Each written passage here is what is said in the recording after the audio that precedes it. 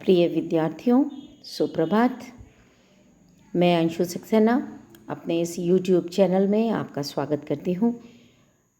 आज हम लोग जिस एल्गी को पढ़ेंगे वो है कारा, और कारा की वेजिटेटिव स्ट्रक्चर हम लोग इस वीडियो में पढ़ेंगे, क्योंकि ये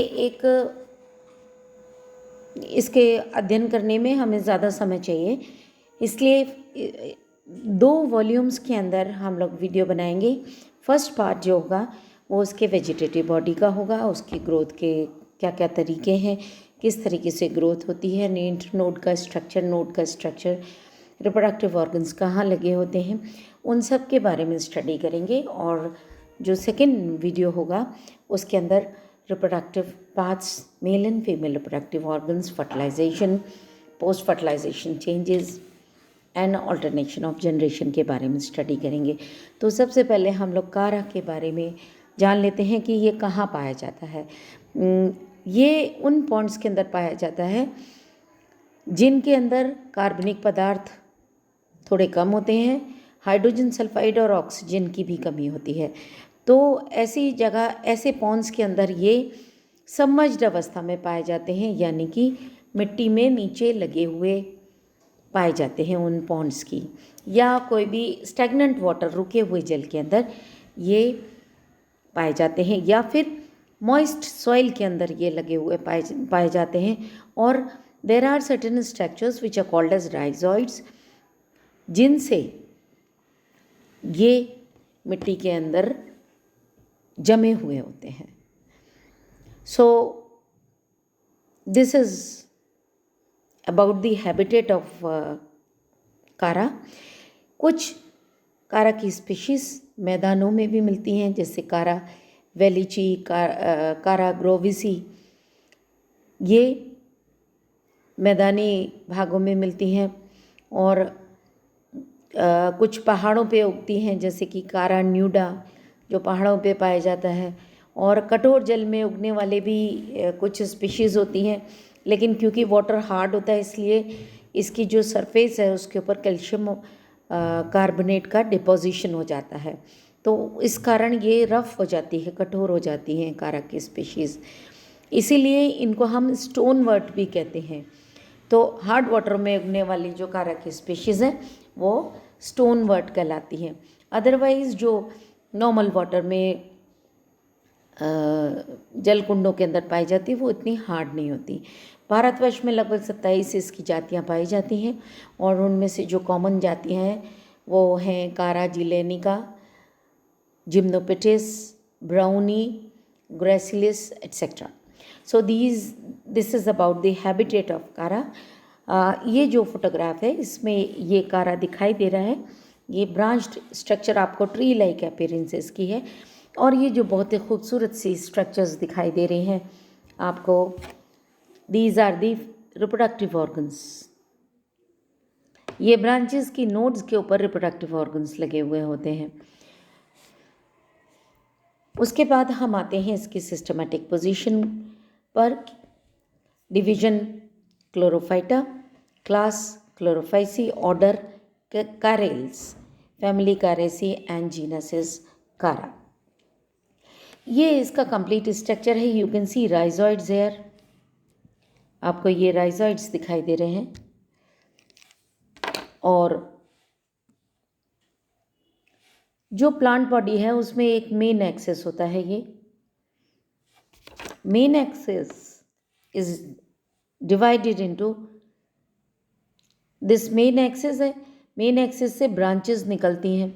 कुछ ब्रांचेस ऑफ लिमिटेड ग्रोथ होती हैं, आपको दिखाई दे रही हैं, लिमिटेड लंबाई की, या short of shoots of limited growth, और ब्रांचेस ऑफ अनलिमिटेड ग्रोथ दिखाई दे रही हैं। These are the branches of limited growth and these are the branches of unlimited. तो main axis nodes and internodes में बटा हुआ है, और नोड्स और इंटरनोड्स में ब्रांचेस ऑफ लिमिटेड ग्रोथ और ब्रांचेस ऑफ अनलिमिटेड ग्रोथ लगे हुए होते हैं। और ब्रांचेस ऑफ लिमिटेड ग्रोथ के ऊपर रिप्रोडक्टिव ऑर्गन्स लगे हुए होते हैं। सो अगर हम इसका वेजिटेटिव स्ट्रक्चर देखें तो ये एक मैक्रोस्कोपिक एल्गी होती है जिसको कि हम नेकेड आई से देख सकते हैं, और इसकी लंबाई बड़ी वेरिएबल होती है। कुछ जातियाँ 20 से 40 सेंटीमीटर की होती हैं, लेकिन कुछ जातियाँ 40 से 120 सेंटीमीटर तक लंबे होते हैं। जैसे इक्विसिटम होता है विच इज़ अ टेरिडोफाइट, उसके जैसा ये दिखाई देता है। और राइजोइड्स की बड़ी कैरेक्टरिस्टिक फीचर है जो कि हम आगे पढ़ेंगे। अभी हम पहले इस ये जो जिसका डायग्राम हम आगे अभी देखेंगे, वेजिटेटिव स्ट्रक्चर अगर हम देखें तो ये मल्टी सेलुलर होता है, और फिलामेंटस है, ब्रांच्ड है, जो मैं आपको बता चुकी हूँ। राइजोइड्स के अंदर बड़ी कैरेक्टरिस्टिक फीचर है कि इसके सेप्टा जो होते हैं वो ओब्लिक सेप्टा होते हैं। आप देख सकते हैं ये सेप्टम ए डायग्राम के अंदर जो सेप्टम बन रहा है वो राइजोइड में ओब्लिक सेप्टम है, और ऐसे ओब्लिक सेप्टा त्रियक पटों की उपस्थिति कारक के राइजोइड्स का बहुत ही विशिष्ट गुण है। और पटों से जो जुड़ी हुई कोशिकाएं होती हैं उनके सिरे जो हैं वो विपरीत दिशाओं में मुड़े हुए होते हैं, और इसके परिणाम स्वरूप हर एक पट पे 4 सेल्स आपस में लगी हुई दिखाई देती हैं, and this is called as the rhizoidal plate. As you can see in the diagram B, ये जो 4 सेल्स आपको दिखाई दे रही हैं, these are the rhizoidal plates.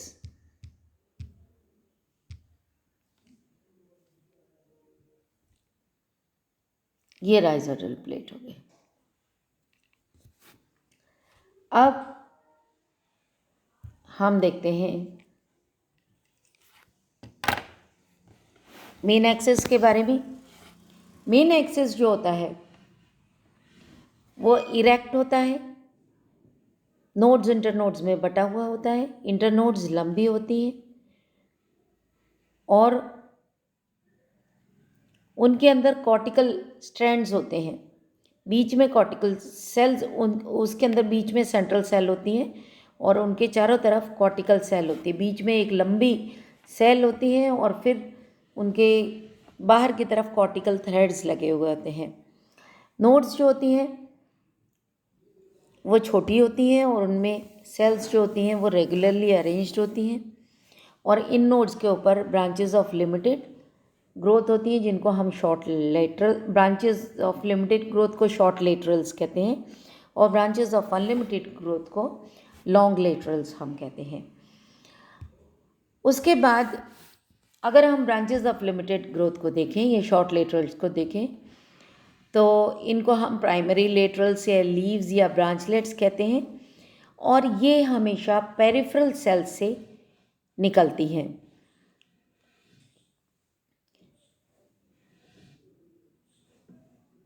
इनके अंदर भी, इन छोटी वाली जो ब्रांचेस हैं इनमें नोड्स और इंटरनोड्स के लिमिटेड नंबर होते हैं, एक निश्चित संख्या में नोड्स और इंटरनोड्स होते हैं, और नोड से छोटी छोटी ब्रांचेस इसमें निकलती हैं, यूनिसेल्युलर ब्रांचेस निकलती हैं जिनको कि हम सेकेंडरी लेटरल्स कहते हैं, और इनमें जो होते हैं वो स्टिप्यूल्स होते हैं,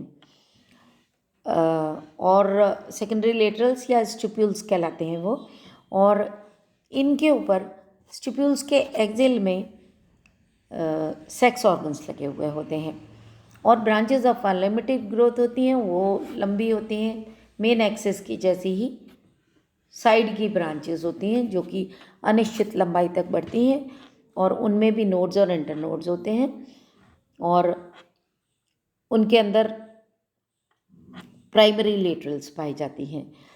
अब ये जो मैंने आपको बताया वो आप इसमें ध्यान से देखें, ये एक ब्रांच ऑफ अनलिमिटेड ग्रोथ है, ब्रांच ऑफ लिमिटेड ग्रोथ दिखाई दे रही है इस डायग्राम में, और ये जो स्ट्रक्चर है इसमें आपको नोड्स,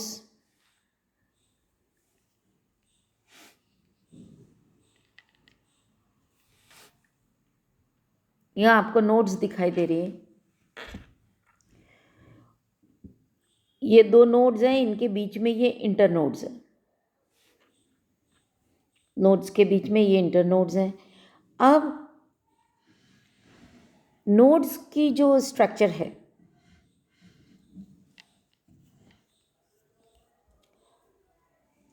नोड्स पे तो जो सेल्स होती हैं वो होती हैं, उनके साथ में कॉर्टिकल सेल्स होती हैं। These are the cortical cells, ये कॉर्टिकल सेल्स हो गई और ये सेंट्रल सेल हो गई। लेकिन इंटरनोड्स की जो सेल्स होती हैं वो ऐसे लगी होती हैं, आधी सेल्स तो ऊपर की तरफ बढ़ती हैं और आधी सेल्स नीचे की तरफ एक्सटेंड होती हैं। तो जो इंटरनोडल पोर्शन है उसमें जो सेंट्रल सेल है वो दो में डिवाइडेड होती है। आधी तो ऊपर की तरफ असेंडिंग कॉर्टिकल फिलामेंट्स बना लेंगी और आधे ये जो फिलामेंट्स हैं ये असेंडिंग कॉर्टिकल फिलामेंट्स बना लेंगे और आधे जो हैं वो डिसेंडिंग कॉर्टिकल फिलामेंट्स बना लेंगे।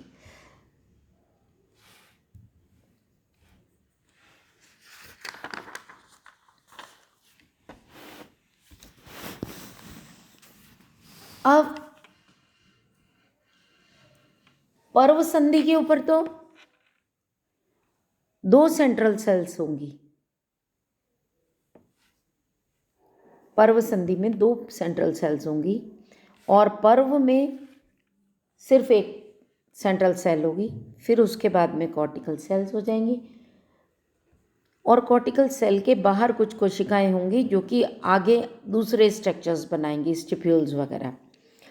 अगर हम बी पोर्शन पे को देखें, ये लिमिटेड ग्रोथ की ब्रांच ऑफ लिमिटेड ग्रोथ का डायग्राम है, ये वाला दिस वन। इसमें प्राइमरी लेटरल्स आपको दिखाई दे रहे हैं और ये वाला सी डायग्राम जो है वो नोड्स के ऊपर जो अपेंडेजेस हैं वो दिखाई दे रही हैं। ये तो प्राइमरी लेटरल्स हो गई और उसमें ये स्टिप्यूल्स हो गई। ये हो गए secondary laterals. Secondary laterals are the stipules. ये सेकेंडरी लेटरल्स हैं और उनके एक्सियल में नोड पे आपको न्यूक्यूल जो कि फीमेल रिप्रोडक्टिव ऑर्गन है और this is the female reproductive organ and this is the male reproductive organ जिसको कि हम ग्लोब्यूल कहते हैं। ये लगे हुए होते हैं, आपको लाइन से नोड्स पर ये लगे हुए दिखाई दे रहे हैं। So this is about the structure of branch of limited growth. जब स्टिप्यूल्स की जब एक ही रिंग होगी तो उसको हम यूनिस्टिपुलेट कंडीशन कहते हैं। जब दो रिंग्स में लगे होते हैं, दो चक्रों में लगे होते हैं तो उसको बाइस्टिपुलेट कंडीशन कहलाती है। ये जब ये स्टिप्यूल्स हैं ये रिंग में उपस्थित होते हैं तो उसको हम हैप्लोस्टेफेनस कंडीशन कहते हैं। जब दो चक्रों में होती है तो उसको हम डिप्लोस्टेफेनस कंडीशन कहते हैं और कई बार 3 चक्रों में भी विन्यासित होती है। जैसे कि कारा सिरेटोफिला, उसके अंदर 3 चक्र पाए जाते हैं स्टिप्यूल्स के, उसको हम ट्रिप्लोस्टेफेनस कंडीशन कहते हैं। तो mono, bi and diplostephanous condition are the terms of number of rings of stipules, 1, 2 और 3।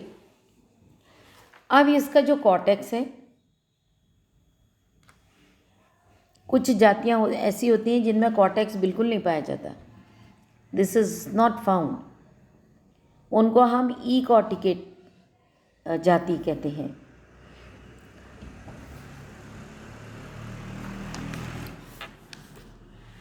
अब जो पर्व संधि है उससे ऊपर की तरफ और नीचे की तरफ ये रन करते हैं फिलामेंट्स, कॉर्टिकल फिलामेंट्स रन करते हैं। तो असेंडिंग और डिसेंडिंग,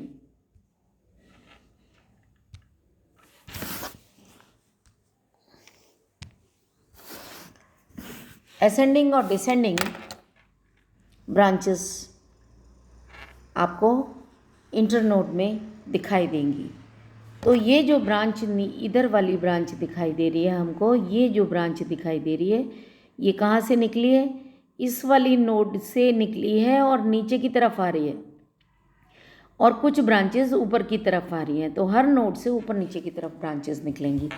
ये इसके स्ट्रक्चर के बारे में होगा। अब ब्रांचेस अराइज कैसे होती हैं मैंने आपको बताया। जो कॉर्टिकल सेल्स हैं, बीच में सेंट्रल सेल हो गई, उसके बाहर कॉर्टिकल सेल हो गई। कॉर्टिकल सेल से बाहर की तरफ एपिकल सेल बनती है। ये एपिकल सेल बनी। एपिकल सेल में एक ट्रांसवर्स डिवीजन हुआ बी डायग्राम में, जिसमें एक बेसल और एक एपिकल सेल हो गई। अब ये जो बेसल सेल है ये वापस डिवाइड करती है और एक बाय कॉनकेव सेल बना लेती है, जिसको कि हम नोडल इनिशियल कहते हैं, जिससे कि क्या बनती है? नोड बनती है। और उसके नीचे वाली जो सेल है वो इंटरनोडल इनिशियल हो गई, जो कि बाय कॉन्वेक्स है। तो 3 कोशिका हो गई, ट्राइसेल्ड स्टेज हो गई। 2 बन गई, एक तो नोडल इनिशियल और एक इंटरनोडल इनिशियल। अब ये जो इंटरनोडल इनिशियल है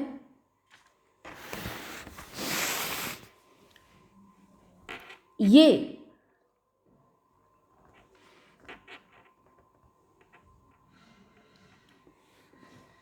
क्या करेंगी? आगे जा कर के नोडल इनिशियल वापस से डिवाइड करेगी और 2 नोडल सेल्स बन गई। उसके अंदर सेंट्रल सेल 2 बन गई। यहाँ ये 2 सेंट्रल सेल बनी, दिस इज सेंट्रल सेल, और ये सेंट्रल सेल बन गई। और तीसरी वाली जो सेल है डी डायग्राम में, ये इसने भी क्या बना लिया? सेंट्रल सेल बना ली 2, जो कि नोडल इनिशियल बन गई। अब बीच में तो सेंट्रल सेल बन गई, उसके बाद बाहर की तरफ पेरिफेरल सेल्स कटती हैं, और ये पेरिफेरल सेल्स से बाहर की तरफ, ये मेन एक्सिस पे डेवलपमेंट हो रहा है, इन पेरिफेरल सेल्स से बाहर की तरफ एपिकल सेल्स कटती हैं, जो कि ब्रांचेस की एपिकल सेल्स होती हैं। मतलब ये कि जो कारा का जो मुख्य अक्ष है उसकी शाखाओं के लिए एक गुंबद के आकार की डोम शेप्ड एपिकल सेल बनती है, जो कि ये डायग्राम में आप देख सकते हैं। इसमें अनुप्रस्थ विभाजन होता है और 2 डेरिवेटिव कोशिकाएं बन जाती हैं। हर एक कोशिका में एक ट्रांसवर्स डिवीजन होता है और बाय कॉनकेव उभयावतल पर्वसंधि प्रारंभिका और उभयोतल इंटरनोडल इनिशियल बन जाती है।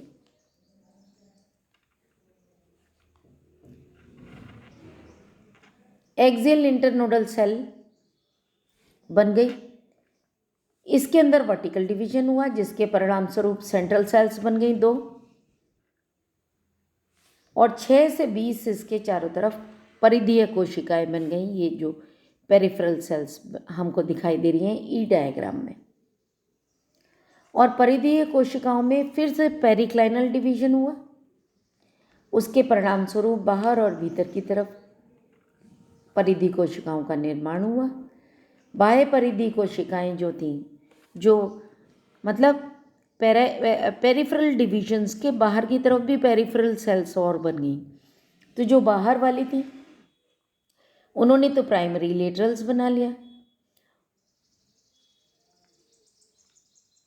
प्राइमरी लेटरल्स के लिए जो एपिकल सेल्स थी, जिनके अंदर फिर डिवीजन होगा और प्राइमरी लेटरल्स का काम करेंगी, तो वो वाली सेल्स बन गई।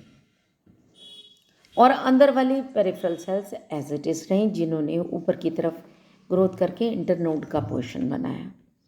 सो this is about the development of और सेल डिवीजन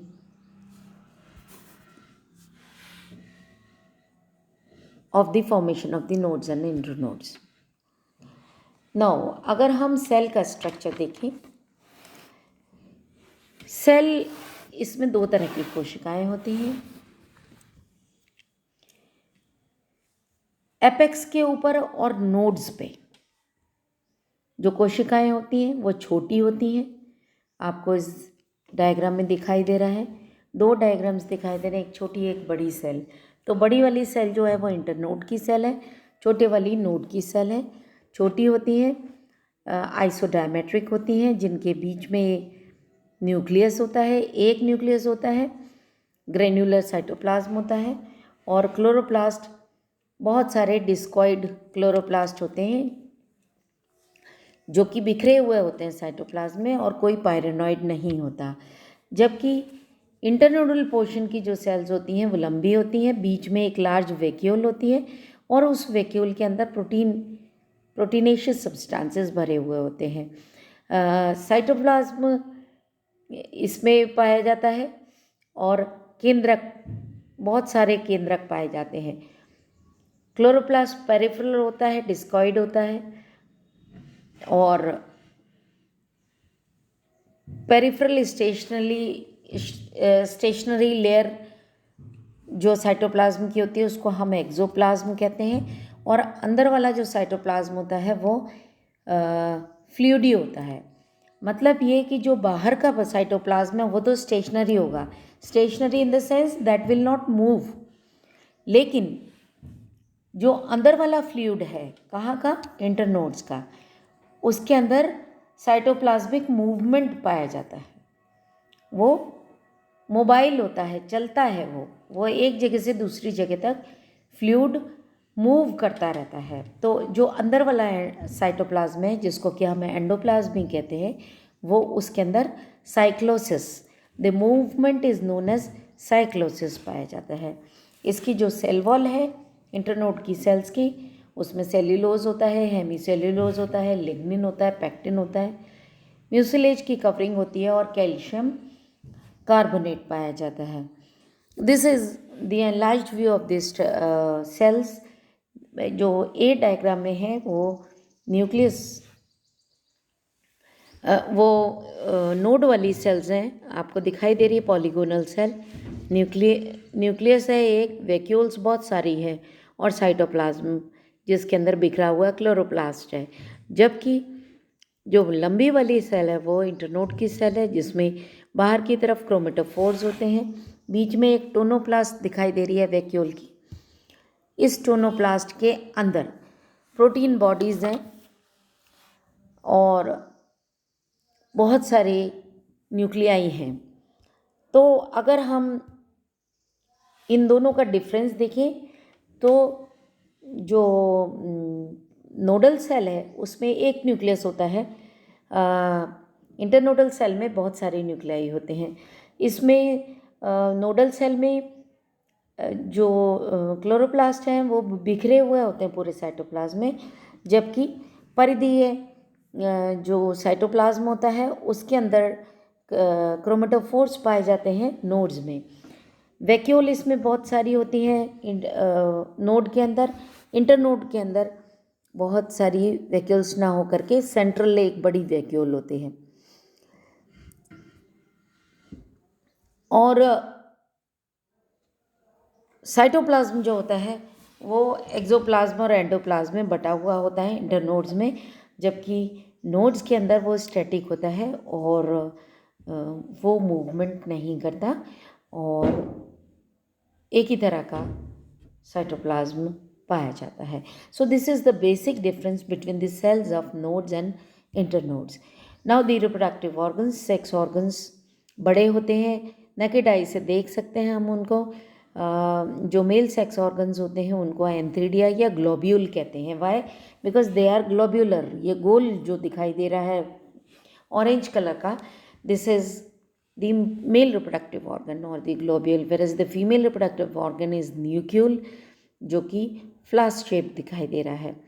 कुछ स्पीशीज मोनेशियस या होमोथैलिक होती हैं, जिसमें कि मेल और फीमेल दोनों रिप्रोडक्टिव ऑर्गन सेम प्लांट पे होते हैं। कुछ हेट्रोथैलिक होती हैं या डायोशियस होती हैं, जिसमें कि मेल रिप्रोडक्टिव ऑर्गन्स का अलग प्लांट होता है, फीमेल रिप्रोडक्टिव ऑर्गन्स का अलग प्लांट होता है, और in other words we can say that the male plant is different and the female plant is different. और जब दोनों एक पे पाए जाते हैं, मोनोशियस होते कंडीशन होती है, या होमोथैलिक स्पीशीज़ में न्यूक्लियल हमेशा ऊपर होता है और ग्लोब्यूल हमेशा नीचे होता है। So this is about the sexual reproduction. ये अरेंजमेंट है सेक्सुअल रिप्रोडक्शन का, आप देख सकते हैं मेन एक्सेस पे। It is always found on branches of limited growth. Branches of limited growth की नोड्स के ऊपर न्यूक्लियल और ग्लोब्यूल पाए जाते हैं, न्यूक्लियल ऊपर और ग्लोब्यूल नीचे पाया जाता है। You can see here this is the enlarged view of reproductive organs. Nucule tubule cells का बना होता है, ग्लोब्यूल शील्ड सेल्स का बना होता है, जो कि हम अगले वीडियो में डिटेल में पढ़ेंगे। And this is the node जिसके ऊपर न्यूक्लियल और ग्लोब्यूल लगे हुए हैं। किनके एक्सेल में लगे हुए हैं? वो सेकेंडरी लेटरल्स या स्टिप्यूल्स के लेटरल के एक्सेल में लगे हुए हैं। न्यूक्लियल के अंदर ऊपर एक कोरोना होता है, क्राउन बना हुआ होता है। So this is a broad view of the structure, ultra structure of nucleus and the globule. So this is all about the appearance or the external view of Kara. Thank you.